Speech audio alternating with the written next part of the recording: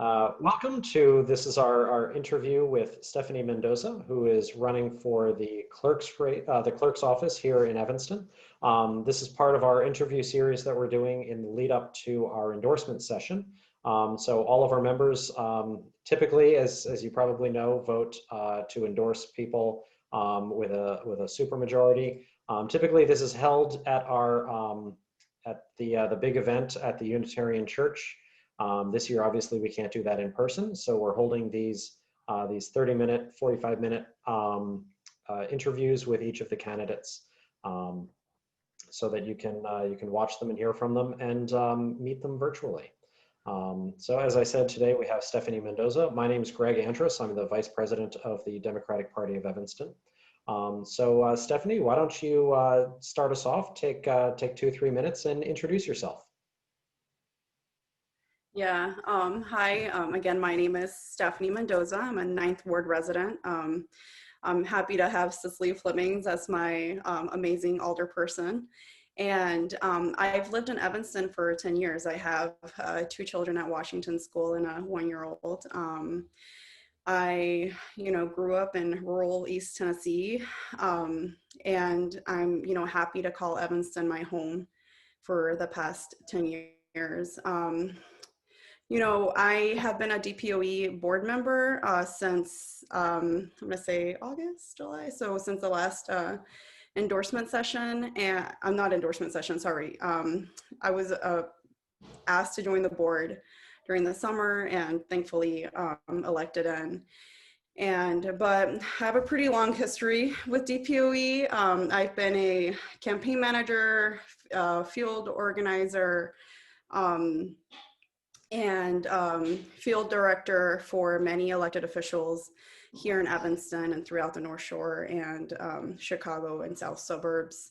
I've had the pleasure of working with so many amazing Democrats like Jan Schakowsky, Laura Fine, Cam Davis, Robin Gable's campaign, Daniel Biss, Jamie Pritzker. I've had the opportunity to meet so many amazing people and decided that it was time for Evanston to have a representative that could bring back some focus on community organizing and community engagement, and here I am.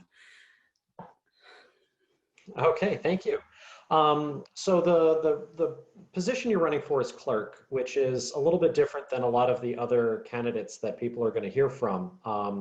For people who don't really know as much about what the clerk does, why don't you tell us a little bit about how you see that position and what exactly your priorities are going to be in that role? Yeah, so, for me, the clerk's office, I feel encompasses a lot of the things that I love. First of all, as beyond just the, basic administrative work and, taking minutes at city council meetings and making sure you're effective at providing that information to the city council and to our community as soon as possible. I also see the clerk's office as a beacon for transparency. So, a leader and, a voice, a liaison for the people here in Evanston that acts as a, communicator between the community and, is able to send communications to city council. So, in my opinion, you do that by not only making the office as transparent and as accessible as possible, but you also do it by reaching out to community members. And I see the clerk's office as a great opportunity to do outreach to people in our community who, have for a long time been forgotten or ignored. We have people here in our community who have been part of our community for many, many years and probably have never attended a city council meeting or called their alderperson when they're having an issue. And, I want to, bring some of those voices to city council, but also act as a liaison for them when needed and provide education and accessibility. And at least that's how I see the role as a clerk's office, and as well as being transparent and providing, accessibility to people who want to learn more about their government through FOIA and what's going on, and, hold their government accountable. And, I think it's important for us to be as transparent as possible. And like, that's how we build trust, and that's how we build community, and that's how we work for people who live here, work here, play here. So that's how I would see my role as clerk. Okay. So in the past couple of years, especially with the clerk's role as FOIA officer, it has sometimes gotten a bit contentious between the clerk and city council or other city institutions. How do you plan to, I don't know, if you plan to smooth things over or make that less of a fractious relationship, while still providing the accountability and the transparency? Yeah, no, definitely. I know it has been a hard relationship. The reality is that I'm a different person, right? So like, assuming that it's going to continue to be a hard relationship, I can't assume that. I am a very collaborative person. I have had the opportunity to work in many communities, and one of my jobs has always been to build community, to build relationships, and meet people where they are, and also do my best to communicate in the way that people deserve.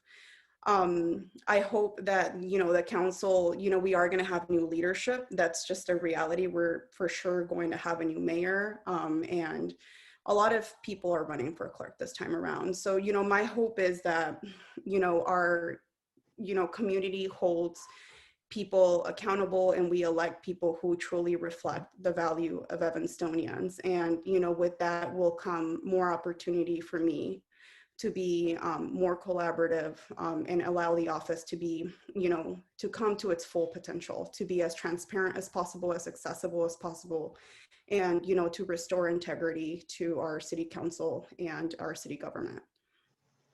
Thank you. So one of the recent changes I wanted you to address was the way we deal with FOIAs made of the police. So this is something that had been in the purview of the clerk's office, but were removed from that office recently. Is that something you plan on fighting to bring back to the clerk's office? Yeah, definitely. That's a job that in many communities, that's the job of the clerk, right? That's why being a clerk and being an elected position, whoever is clerk, that person can be held accountable by their residents, by the community, and have that person speak on the behalf of the community at all times. And in 4 years, if that person does not do a good job, they are held accountable, and someone new will come into power, or they would, be scared a little, and they'll do a better job next time. And the reality is that, our community has to work to elect people who reflect their values. Unfortunately, coming in, yeah, I can fight, as much as I want to fight, but the reality is that council is the one that has that power. And if our community feels that it is important for the clerk to have that power, they will elect people who share that same feeling. And I hope that they do, because I think it's always important to have someone who is independent and is accountable to the community to be elected and to have access, and the power over FOIA. But if the community feels that is not something they want, that is their voice, and I will be respectful of that. But at the same time, I will continue to reiterate to the community why it is important to have FOIA officers that are accountable to them, and that and not to the employees, people who are directly employed by the city. So that's what I believe. Okay. So something in that answer you touched on a little bit was that the clerk's office is more administrative than legislative. So you're more carrying out policy than creating policy. What would you say is one of your priorities for making a change in the office? So one of, my priority will always be to have community be as involved and as informed as possible. At heart, and just the person I am is I am a community person. I really care and truly love our community. From the moment I stepped foot in Evanston, I knew that I was going to do as much as I could to help this community and to try to become a part of the community. And that will always be my priority. Having people, invest in their, in their time and being involved and educated and aware of what's going on. But aside from that and the administrative part, I want it to be an efficient office. I also want it to be as updated as possible, as modern as possible. I want us to participate in the many clerks associations and, be involved in those different associations. So we are up to date with all of the, new things that clerks are doing around our communities and around our country. So we are, leading, right? In our clerk's office, like we should be leading in everything around being as ecological as possible, working for our community as much as possible. We should be leading. And, I believe we should also be doing that in the clerk's office. Okay. You had mentioned the other clerks associations and some of the new advancements they've made in efficiency. What are some of those that you'd like to see brought to Evanston? So I know that, for example, our neighbor in Skokie, they actually have a hotline that provides resources to their community. So if someone, and I know we have 311, and I'm very well aware of duplicating services, but sometimes, it's trust, right? And as a clerk, I am able to bring trust and community and relationships, and that's something that we could do. We could provide, a hotline where people can call the clerk's office to get resources or, information. I also do know by speaking to, to other clerks around us is that we do, although, we used to provide things like passport services and the real estate transfer tax in the clerk's office. And now the collector's office is doing that, since the line is long for things like passport services. People are going to places like Skokie, or they're going to Chicago to get these services, or they're going to the post office. They're no longer going to the collector's office. And that's, that's money that we're losing for every application that people are submitting for passport services. Those are things that are not necessarily revolutionary, like, it's already been done and it's being done, but at the same time, when we have our neighbors telling us, hey, people are coming to my office for this service that, you guys should be providing, I think that's a problem because we're also losing, we're losing money. Another fun fact is that the clerk can marry people and it's something that we're not doing. I'm not sure how many people would want me to marry them. I've been married for a while, but I know I am fairly young, but I would be open to that. I think people would be happy to come to Evanston to be married. I feel we have restaurants, we have, venues people could use, and, why not, right? Why not bring people to Evanston and to our beautiful, lakefront and to our, amazing restaurants and venues if they want to be married here. And we can hopefully help our local government, our local restaurants and commercial areas by doing that. Thank you. So the one of the other duties of the clerk's office is to help run the elections here in Evanston. I just wanted to hear what you had planned to make elections more accessible to Evanston residents. Yeah, and I have spoken to this in the past, and one of my passions is also partnerships. It's like always one of those things that it's good to have because then you could do so much more for people. We do have the Evanston Community Foundation that provides the Public Service Challenge, and it's one of those organizations that is trying to do so much to have people as informed as possible and as up to date as possible with our local city government. And it's a great resource. I feel like it's important for us to partner with organizations who will make it more accessible to run for office. It is extremely hard to read the law and to run for office. It's I tell people that I am privileged in the fact that I've gotten to know a lot of really amazing people who I can rely on, and to ask questions that even any clerk, even our current clerk, has to call, the Cook County clerk and ask, you have to. It's because the law is very hard to follow. So I want to make that as accessible and as clear, be free, and make it more accessible through partnerships. And also by myself, me, following the path of our current clerk and providing as much information as possible, with real good notice prior to the election starting, so people can be prepared and be prepared to run for office. So continuing the path that Devon Reed has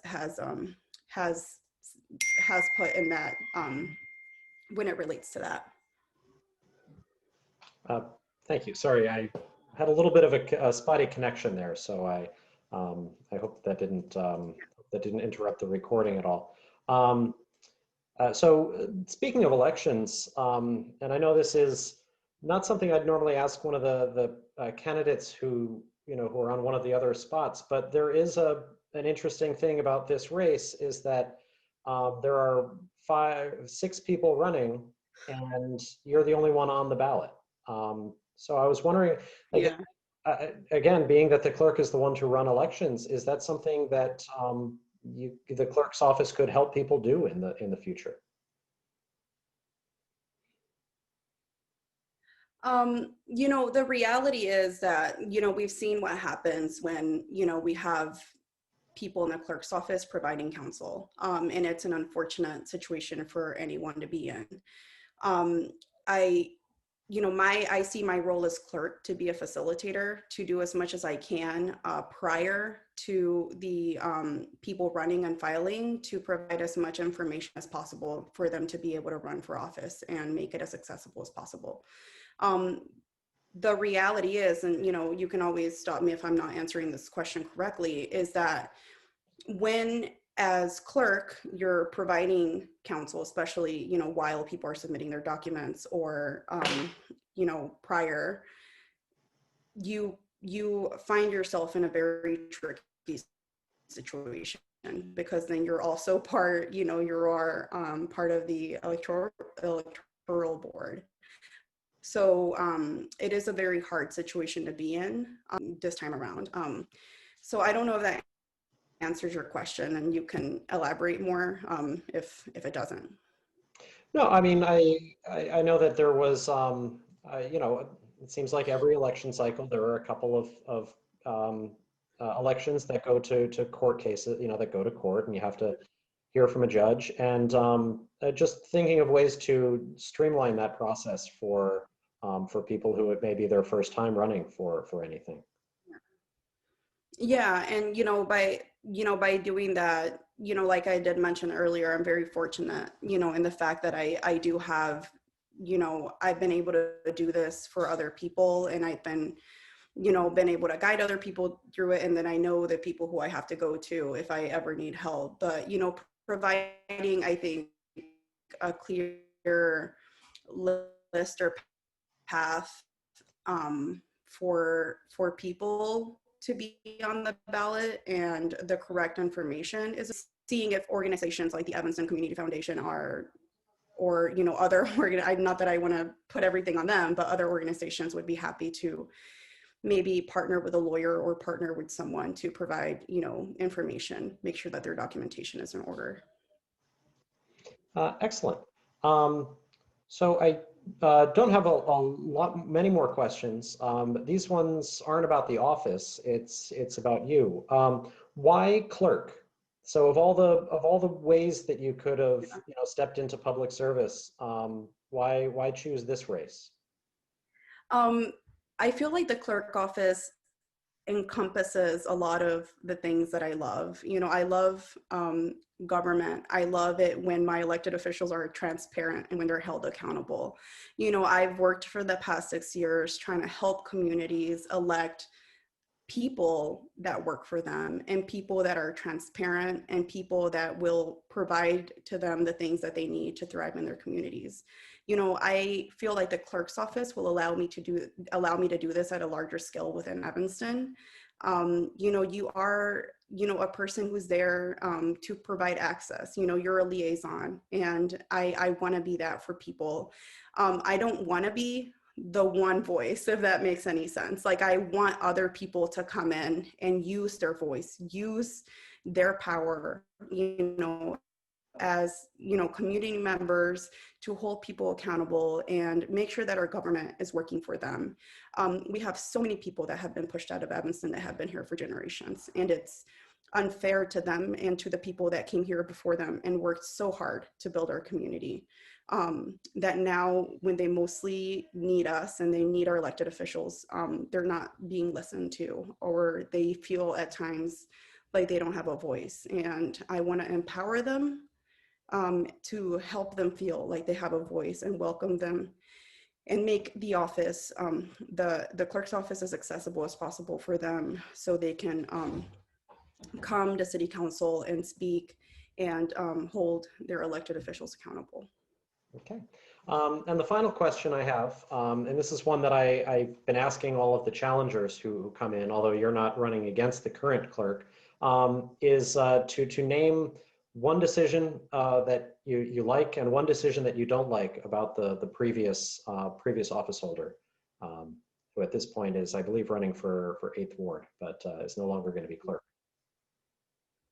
Um, well, it's hard to say what I don't like. Not that it's a hard question. For, you know, one of the things that I like, I can give Devon so much credit for, you know, what he did for so many people running for office. The amount of information that he gave out, you know, from the amount of signatures you needed to collect to the forms that you needed to file, and, you know, all the trainings, you know, that he did. I give him so much credit for that, because being accessible and going above and beyond your role to make running for office, you know, accessible, is something that, you know, I admire from any elected official. And one thing that I don't like, I don't know. um,